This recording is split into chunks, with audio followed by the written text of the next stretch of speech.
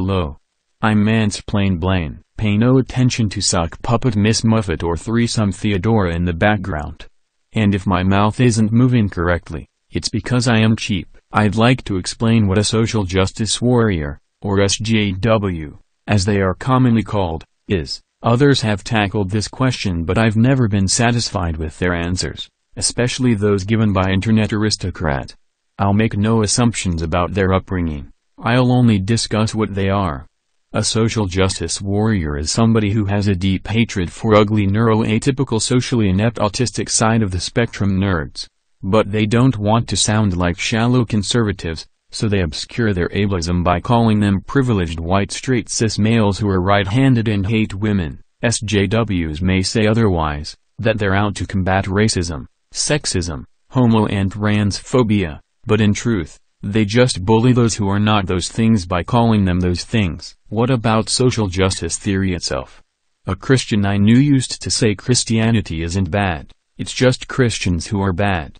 Can this also be said of social justice theory? They believe that there is a hierarchy of privilege with men more privileged than women, whites more privileged than non-whites, straights more privileged than gays, and so on.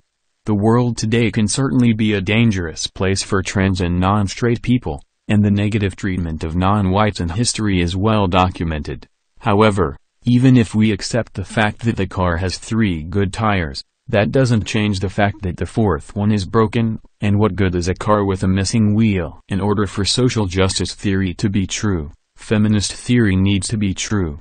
The latter states that quote-unquote society is ruled by a patriarchy. It follows that this patriarchy benefits men at the expense of women, and yet, anyone, male or female, can disprove this by pretending to be a female on the internet, because feminist theory is wrong, social justice theory is wrong, and its followers offer society no equality, fairness, safety, or freedom. An awkward nerd who is black, Asian, or Latino isn't really any of those things in an SJW's eyes. Yet, there are a lot of white straight cis males who are social justice warriors. If a white straight cis male is socially suave and successful, feminists and social justice warriors will happily turn a blind eye to their privilege. In other words, the social justice warrior will dehumanize you for your quote-unquote privilege, but they'll make an exception for your privilege if you actually have it. Don't conclude, based off their beliefs and behaviors, we shouldn't take them seriously. They've spent decades taking over the institutions we need and the subcultures we like. They owe their success to the fact that people are too afraid to speak openly about them, so let's start speaking openly about them. This, of course, is easier said than done.